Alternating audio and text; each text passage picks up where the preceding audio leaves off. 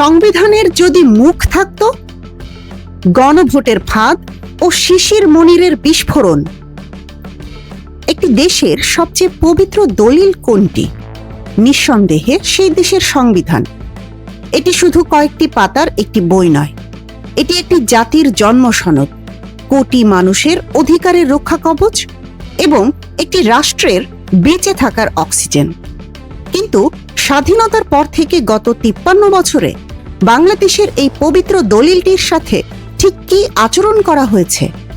কখনো কাঁচি চালানো হয়েছে, কখনো নিজের সুবিধা মতো পাতা ছিঁড়ে ফেলা হয়েছে, আবার কখনো বা পুরো বইটাই ছুঁড়ে ফেলার হুঙ্কার দেওয়া হয়েছে। কিন্তু ভেবে দেখেছেন কি, এই নির্জীব বইটির যদি কোনো প্রাণ থাকত, যদি তার একটি মুখ থাকত, যদি তার কথা বলার ক্ষমতা থাকত? আজকের এই চরম রাজনৈতিক অস্থিতিশীলতার দিনে দাঁড়িয়ে এই ক্ষত বিক্ষত সংবিধানটি হয়তো চিৎকার করে বলতো, দয়া করে আমাকে নিয়ে আর টানাটানি করবেন না, আমার ইজ্জত শরম আর নষ্ট করবেন না। কথাগুলো কোনো সাধারণ মানুষের নয়, সুপ্রিম কোর্টের প্রখ্যাত আইনজীবী এবং জামায়াতে ইসলামীর প্রভাবশালী নেতা ব্যারিস্টার শিশির মনির ঠিক এই ভাষাতেই, এই চরম আক্ষেপের সুরেই কাঁপিয়ে দিয়েছেন দেশের রাজনৈতিক অঙ্গন। একদিকে রাজনৈতিক দলগুলোর নজিরবিহীন দ্বৈত নীতি, অন্যদিকে গণভোট বা রেফারেন্ডাম নিয়ে পর্দার আড়ালের চরম বিশ্বাসঘাতকতা। সব মিলিয়ে ব্যারিস্টার শিশির মনির এমন এক অজানা গোলকধাঁধার মুখোশ খুলে দিয়েছেন, যা শুনে রীতিমতো থমকে গেছে গোটা দেশ। কি ঘটেছিল ফরেন সার্ভিস একাডেমির সেই রুদ্ধদ্বার বৈঠকে? যারা গণভোটের প্রস্তাব দিয়েছিল, আজ হঠাৎ করেই তারা কেন সেই গণভোট অস্বীকার করছে? আর রাষ্ট্রপতির আদেশকে কেন রাজহাঁসের ডিম বলে চরম উপহাস করা হচ্ছে? চলুন সংবিধান নিয়ে রাজনীতির এই নোংরা দাবার চালগুলো পরতে পরতে আজ বিশ্লেষণ করা যাক।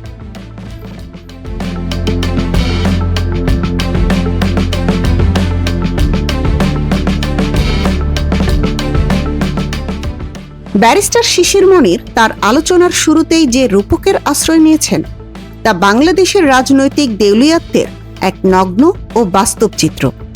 তিনি আক্ষেপ করে বলেন, 1972 সালের পর থেকে এই দেশে যখন যে ক্ষমতা এসেছে, সে তার নিজের রাজনৈতিক স্বার্থ চরিতার্থ করতে এই সংবিধানকে হাতিয়ার হিসেবে ব্যবহার করেছে। এতবার কাটাছেঁড়া করা হয়েছে যে আজ এই বইটির আর কোনো নিজস্ব শক্ত অবয়ব অবশিষ্ট নেই। পরিস্থিতি এখন এমন পর্যায়ে পৌঁছেছে যে বিদেশি কূটনীতিক এবং আন্তর্জাতিক স্টেক হোল্ডাররা বাংলাদেশের এই রাজনৈতিক সার্কাস দেখে রীতিমতো হাসাহাসি করছে। 72 সালের সংবিধান হয়ে যাওয়ার পরে এত কাটাছেঁড়া, যার যখন যেভাবে পছন্দ হয়েছে সে সেভাবে এই কাজ করার চেষ্টা করেছে। 18 কোটি মানুষ আমরা, আমাদেরকে হাস্যরসাত্মক বস্তু হিসেবে বিবেচনা করে আমার ধারণা বিদেশিরা। যে কয়দিন আগে এরা মারামারি করলো, কয়দিন আগে এরা সরকার তাড়াইলো, এখন আবার একই কথা বলেছে। শিশির মনির বলেন, আজকে যদি সংবিধানের মুখ থাকতো, সে বলতো, আপনারা যা পারেন করেন।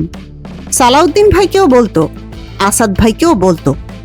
আজকে যদি সংবিধানের মুখ থাকতো, এই সংবিধানটার যদি কোনো জবান থাকতো, আমার ধারণা সে বলতো যে আমারে নিয়ে আপনারা এত টানাটানি করেন না, আমি আপনাদের এই ঝামেলার ভিতরে নাই, আপনারা যা পারেন করেন। সালাউদ্দিন ভাইকেও বলতো, আসাদ ভাইকেও বলতো, সকলকেই বলতো, দয়া করে আমাকে নিয়ে টানাটানি করে আমার ইজ্জত শরম আর নষ্ট করার দরকার নাই। আমাকে টানাটানি করে আমার ইজ্জত শরম আর নষ্ট করার দরকার নেই। একবার ভাবুন, দেশের সর্বোচ্চ আইন আজ এমন এক হাস্যরসাত্মক বস্তুতে পরিণত হয়েছে যে রাজনীতিবিদরা সকালে ঘুম থেকে উঠে বলেন সবকিছু সংবিধানের ভেতরে হচ্ছে, আবার বিকেলে গিয়ে বলেন সংবিধান এক চুলো নড়বড়ে না। বিদেশিরা ভাবছে কয়দিন আগে এরা রক্তক্ষয়ী মারামারি করে এতগুলো প্রাণ ঝরিয়ে একটা স্বৈরাচারী সরকার তাড়ালো, আর এখন আবার সেই পুরনো সাংবিধানিক গোলকধাঁধাতেই ফিরে যাচ্ছে। এই চরম দ্বৈত নীতির শেষ কোথায়? 18 কোটি মানুষকে আজ বহির্বিশ্বের কাছে একটি হাসির পাত্র হিসেবে দাঁড় করানো হয়েছে। আর এই পুরো নাটকের কেন্দ্রবিন্দুতে রয়েছে ওই একটি বই, সংবিধান। রাজনীতিবিদদের এই দ্বিচারিতা এবং আইনি ফাঁকফোকর বোঝাতে গিয়ে শিশির মনির এক সাবেক প্রধান বিচারপতির একটি অসামান্য রূপক তুলে ধরেন। আমাদের এক প্রধান বিচারপতি ছিল, উনি একদিন কোর্টে বলতেছে যে বিচার কার করতেছি, তো আমরা বলতেছি মাই লর্ড বিচার করতেছেন তো আসামি। তো উনি বলে না, আসামির বিচার না, বিচার হচ্ছে আসলে আমাদের।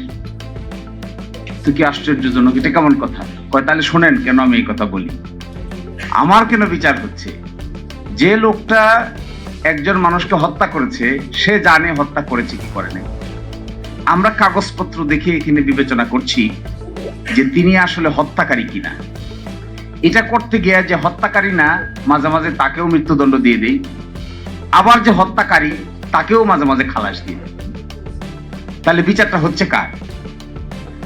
যে আসলে আসামি সে ভাবে আরে এগুলো তো সব পাগল, আমি তো মারছি, এরা দেখি আমরা খালাস দিয়ে দিছি।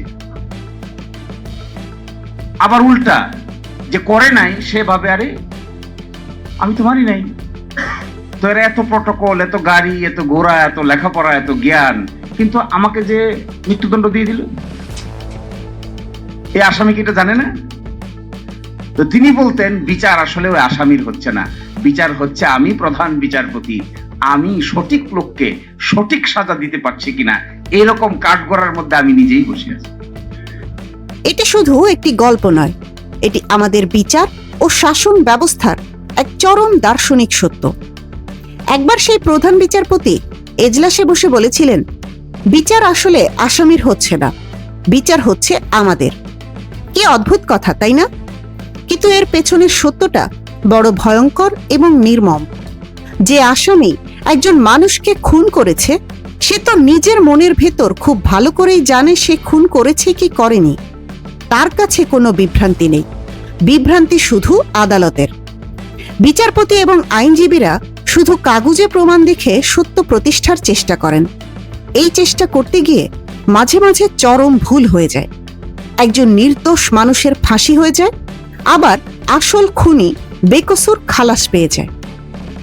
তখন ওই আসল খুনি এজলাস থেকে বেরিয়ে মনে মনে হাসে আর ভাবে, এরা তো সব পাগল, আমি তো নিজ হাতে খুন করেছি, অথচ এরা এত প্রটোকল, এত গাড়ি ঘোড়া, এত লেখাপড়া ও জ্ঞানের বড়াই করেও আমাকে খালাস দিয়ে দিল।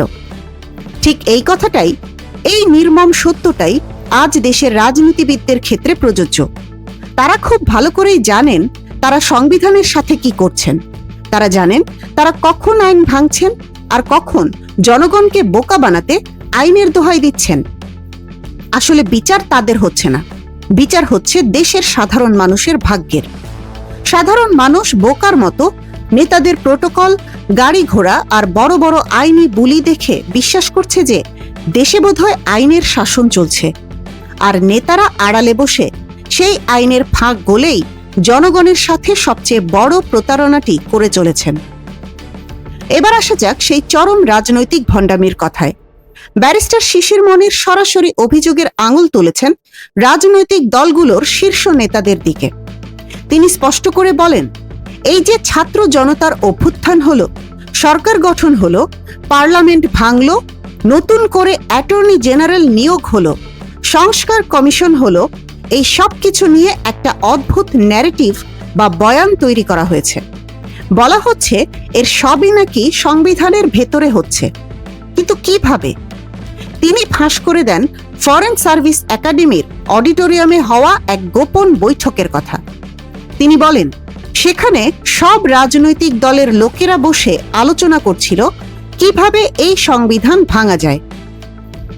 একটু চিন্তা করুন, রাজনৈতিক দলের নেতারা এক ছাদের নিচে একসঙ্গে বসে আলোচনা করছেন কিভাবে সংবিধান ভাঙা যায়, আবার তারা বাইরে এসে ক্যামেরার সামনে দাঁড়িয়ে বলছেন সবকিছু সংবিধানের আলোকেই হচ্ছে। যদি সংবিধান এটা শুনতে পেত, সে কি স্পিকারের কাছে দৃষ্টি আকর্ষণ করে প্রতিবাদ করত না? শিশির মনির চ্যালেঞ্জ ছুড়ে দিয়ে বলেন, ওখানে সালাউদ্দিন ভাইও ছিলেন, ওনার ব্যাপারেও সংবিধান হয়তো প্রতিবাদ করে বলতো আমাকে ভাঙার পরিকল্পনা করছেন কোন সংবিধানের আলোকে। এখন এসে হঠাৎ করে বলছেন যা করেছি করেছি সব ঠিক আছে, আবার বলছেন এটাকে আর মানতে পারছি না। তাহলে কোনটা মানতে পারছেন? এই যে রাজনৈতিক সুবিধাবাদ, যখন যেটা দরকার তখন সেই বয়ান তৈরি করা, এটাই জাতিকে আজ চরম অন্ধকারের দিকে ঠেলে দিচ্ছে। ফরেন সার্ভিস এই অডিটোরিয়ামে বসে সব রাজনৈতিক দলের লোকেরা বসে আলোচনা করতেছে কিভাবে সংবিধান ভাঙা যায়। আচ্ছা বলেন তো দেখি, রাজনৈতিক দলের লোকেরা একসাথে বসে কিভাবে সংবিধান ভাঙা যায় এই খবর সংবিধান পাইলে সে প্রতিবাদ করতো না? নিশ্চয়ই প্রতিবাদ করতো। এবং ওই প্রতিবাদ পিড়ি ওই সবার একজন গুরুত্বপূর্ণ সদস্য ছিলেন সালাউদ্দিন ভাই, তার ব্যাপারেও প্রতিবাদ করতে যে আমাকে ভাঙার পরিকল্পনা করতেছেন কোন সংবিধানের আলোকে। এখন এসে হঠাৎ করে বলছেন যে না না না এগুলো কিচ্ছু হবে না, যা করছি করছি। এবার আসি সবচেয়ে বড় বোমাটিতে, গণভোট বা রেফারেন্ডাম। একটি গণতান্ত্রিক রাষ্ট্রে জনগণের সরাসরি মতামতের চেয়ে বড় কিছু হতে পারে না। শিশির মনির ঐক্যমত্য কমিশনের ভেতরের এক অবিশ্বাস্য গোপন তথ্য ফাঁস করেন।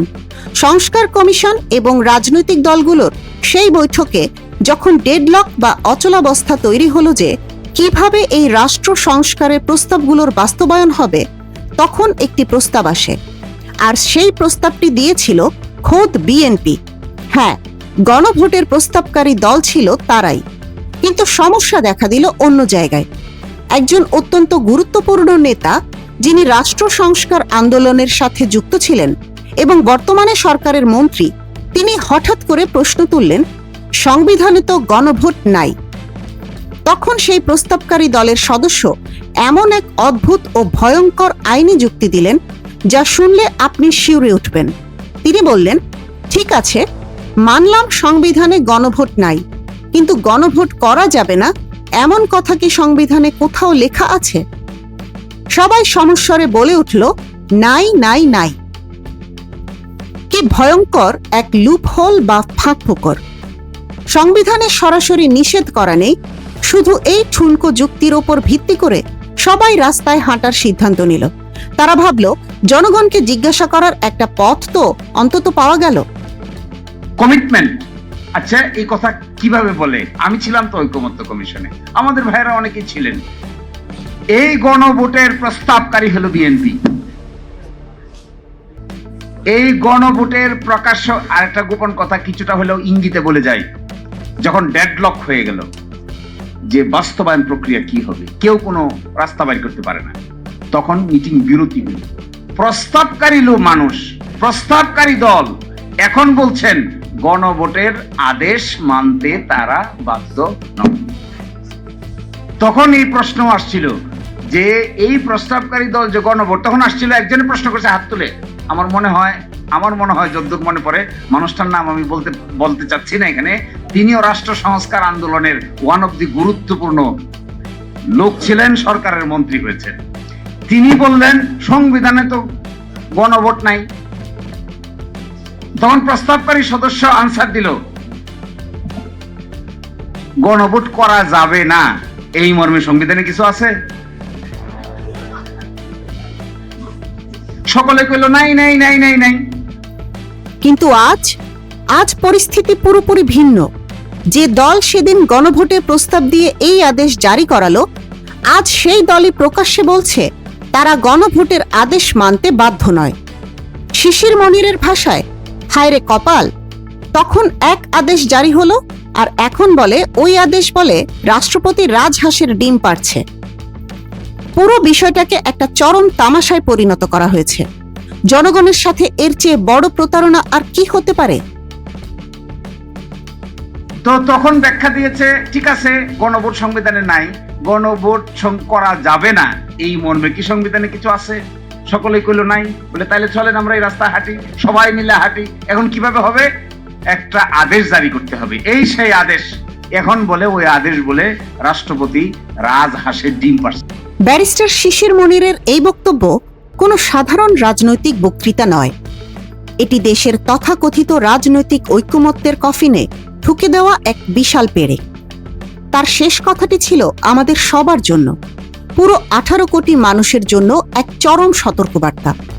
তিনি অত্যন্ত আক্ষেপ নিয়ে বলেছেন, রাজনৈতিক দলের নেতাদের কথাবার্তা যখন এমন উল্টাপাল্টা হয়, যখন তারা নিজেদের দেওয়া কমিটমেন্ট থেকে মুহূর্তের মধ্যে সরে আসে, তখন ওই জাতির ভাগ্যে খারাপ ছাড়া ভালো কিছু অপেক্ষা করে না।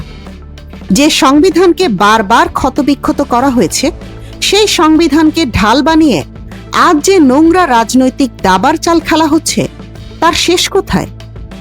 গণভোট কি সত্যি হবে, নাকি পুরোটাই ছিল ক্ষমতা ভাগাভাগির একটা আইনি মরীচিকা? আর ফরেন সার্ভিস একাডেমিতে বসে যারা সংবিধান ভাঙার ছক কষেছিলেন, তারা আজ জনগণের কাঠগড়ায় দাঁড়িয়ে কি জবাব দেবেন? উত্তাল এই রাজনীতির মাঠের প্রতিটি চাঞ্চল্যকর আপডেট এবং এমন সব এক্সক্লুসিভ ইন ডেপথ রাজনৈতিক বিশ্লেষণের জন্য চোখ রাখুন আমাদের চ্যানেলে।